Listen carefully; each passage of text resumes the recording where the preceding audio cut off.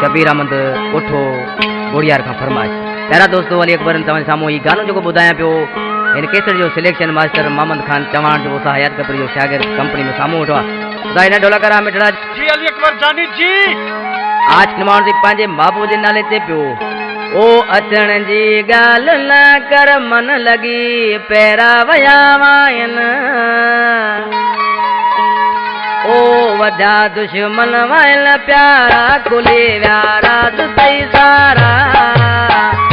तूं ॻाल्हियूं हलनि त पियूं वधे मजबूरियूं मूं लाॻियूं अचण जी ॻाल्हि न कर मन लॻी पैरा वया वायन वॾा दुश्मन वायल प्यारा खुले विया राज सही सारा तूं ॻाल्हियूं हलनि त पियूं वधे मजबूरियूं मूं लाॻियूं तूं ॻाल्हियूं हलनि त पियूं वधे मजबूरियूं मूं लाॻियूं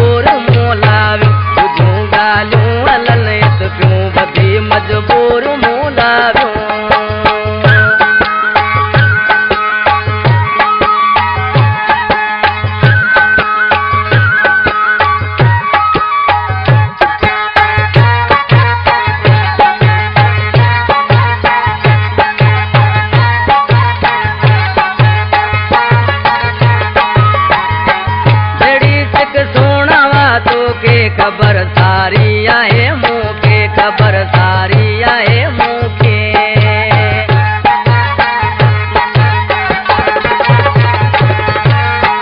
जहिड़ी तक सुणावा तोखे खबर सारी आहे मूंखे खबर सारी आहे मूंखे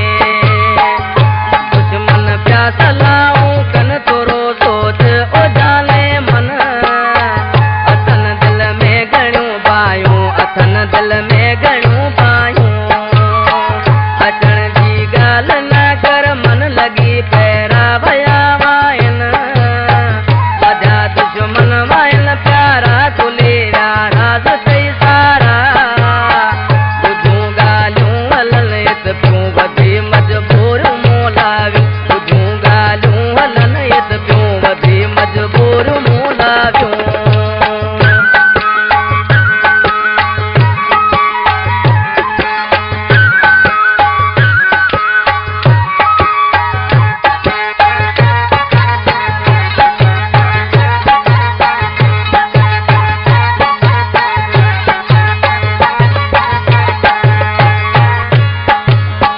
सब्र ईंदी वरी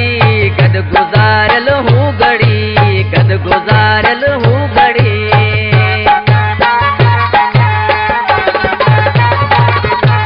कर सब्र ईंदी वरी गद गुज़ारियल हू घड़ी गद गुज़ारियल हू घड़ी मोहम्मद खान तूं मुंहिंजो शहज़ादो आ